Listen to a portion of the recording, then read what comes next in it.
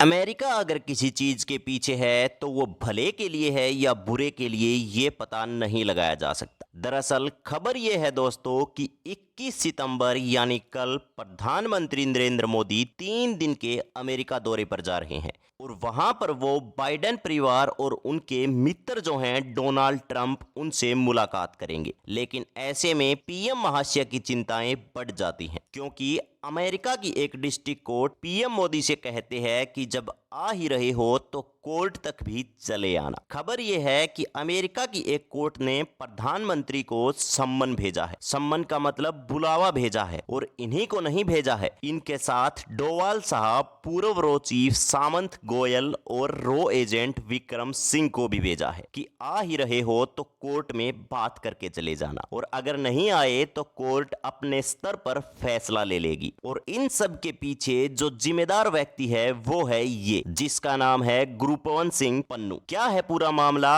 आइए डिटेल में समझते हैं। लेकिन उससे पहले दोस्तों, अगर आप हमारे चैनल पर नए हैं और आपने हमारा चैनल सब्सक्राइब नहीं किया है तो प्लीज हमारा चैनल सब्सक्राइब करें, क्योंकि यह आपके लिए एक सेकंड का काम है लेकिन इससे हमारी बहुत बड़ी मदद होती है। तो साथियों, आपको याद होगा कि कुछ समय पहले पूरे देश में एक मसला चला था। मसला इस बात का था कि जो खालिस्तानी प्रोटेस्टर हैं वो डिमांड कर रहे थे अपने लिए एक नए देश की। और जब भी भारत के नेता अमेरिका, कनाडा, ब्रिटेन की यात्रा पर हुआ करते थे तो प्रोटेस्टर प्रोटेस्ट करने के लिए सड़कों पर आ जाते थे। अमेरिका का आरोप है, पन्नू का आरोप है कि इंडिया ने प्रोटेस्टर्स को शांत करने के लिए इनके जो लीडर्स हैं उनको मरवाने का निर्णय लिया। और ऐसे में ही एक खालिस्तानी लीडर जिसका नाम था निज्जर, उसकी जून 2023 में हत्या हो जाती है। और ऐसा ही एक लीडर हुआ करता था पन्नू। तो इस पन्नू को भी मारने की तैयारी कर दी गई थी। ऐसा कनाडा और अमेरिका ने हमारे ऊपर यानी इंडिया के ऊपर आरोप लगाया था। और इसके साथ साथ अमेरिका ने तो यह तक कह दिया था कि इंडिया वाले निखिल गुप्ता नामक एक रो एजेंट के माध्यम से पन्नू को मारने का बकायदा टारगेट किलिंग का पैसा तक दे चुके थे। पन्नू दोहरी नागरिकता रखता है, इसके पास अमेरिका की नागरिकता भी है और इसके पास कनाडा की नागरिकता भी है, दोनों का नागरिक है। और ये मरने वाला था तो ये लोग चिंता में थे कि इंडिया वाले इसे घर बैठे हुए ही मरवा रहे थे। इसी बीच अमेरिका का कहना था कि जब पिछली बार प्रधानमंत्री नरेंद्र मोदी अमेरिका आए तब मोदी साहब के आने से पहले ही पन्नू को मरवाने की प्लानिंग हो गई थी। कनाडा के पीएम जस्टिन ट्रूडो इस बीच जब भारत आए तब भी वो इस मुद्दे को उठाना चाह रहे थे लेकिन वो नहीं उठा पाए। वापिस जाकर उन्होंने भारत पर तंज कसते हुए कहा था कि क्या आप लोग खालिस्तानियों को मरवा रहे हो, जिससे भारत और कनाडा के संबंधों में काफी खटास आ गई थी। और ये खटास तब और ज्यादा बढ़ गई थी जब 29 नवंबर 2023 को ये जानकारी निकल कर आती है कि अमेरिका की एक कोर्ट के अंदर एक केस दर्ज किया गया है जिसमें यूएसए वर्सेस निखिल गुप्ता का नाम सामने आया था। इस केस में एक बात कही गई थी, वो ये कि निखिल गुप्ता नाम का व्यक्ति जो पन्नू को मारने की प्लानिंग कर रहा था उसको इंडिया में रहते हुए किसी CC1 इन्होंने कोड बनाया हुआ है कि CC1 नाम का कोई व्यक्ति जिसने सीआरपीएफ में काम किया हुआ है वो निखिल गुप्ता को आदेश दे रहा है पन्नू को मारने के लिए। इसी समय यह लगने लग गया था कि ये निश्चित ही भारत के किसी ना किसी आईपीएस को टारगेट कर रहे हैं। आईपीएस कौन थे उस समय? भारत के अंदर प्रमुख रूप से सामंत गोयल उस समय रो चीफ थे।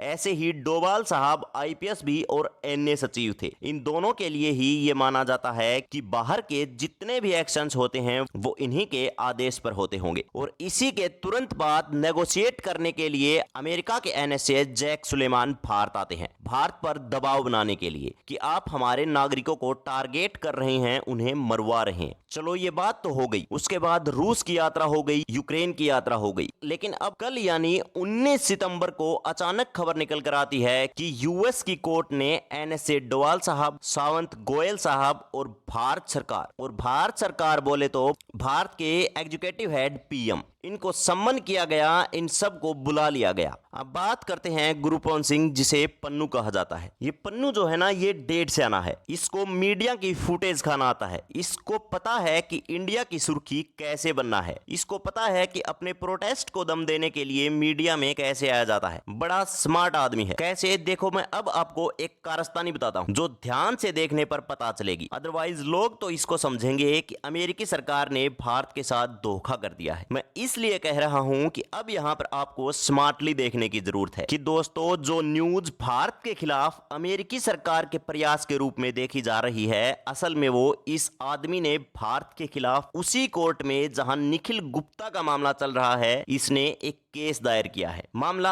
अलग है, केस फाइल अलग है, लेकिन न्यूज वही है, क्योंकि कोई यह पकड़ ही नहीं पा रहा कि यह कौन सा मामला उठाकर ले आया है। अब ध्यान से सुनना, मैंने इसीलिए शुरुआत में आपको कहा था कि यूएस वर्सेस निखिल गुप्ता वो एक फाइल है जो बंद लिफाफे में कोर्ट के सामने पेश कर दी गई, लेकिन कोर्ट वही है, न्यूयॉर्क की साउथ डी कोर्ट। इसी कोर्ट में यह व्यक्ति स्मार्टनेस करके इसको पता है कि मोदी जी आने वाले हैं, 2 दिन में हर जगह सुर्खियों में यही होगा कि मोदी जी अमेरिका में हैं। लेकिन ऐसे में इनसे ज्यादा न्यूज पन्नू की कैसे आए, तो इस पन्नू ने क्या किया अब आप समझे। यह महाराज जाते हैं कोर्ट में और केस दर्ज करते हैं Gurpatwant Singh Pannun versus the government of India, Ajit Doval, Samant, Goyal, Vikram Yadav. Interesting बात यह है कि यह भी उसी कोर्ट में मामला दायर किया जाता है, साउथ डिस्ट्रिक्ट ऑफ न्यूयॉर्क, ताकि इंडियन मीडिया तो वैसे ही जल्दबाजी में है, वह कंफ्यूज हो जाए और वह यही सोचे कि उस कोर्ट ने ही जहां पर अब तक नाम डिक्लेयर नहीं हुआ था कि कौन है वो CC1। भारत में तो मिस्ट्री बनी हुई है ना अभी तक कि निखिल गुप्ता को आदेश कौन दे रहा था, जैक सुलेमान किसके नाम पर बार्गेनिंग करने गए थे। यह भाई साहब जैक सुलेमान से भी एक कदम आगे निकलकर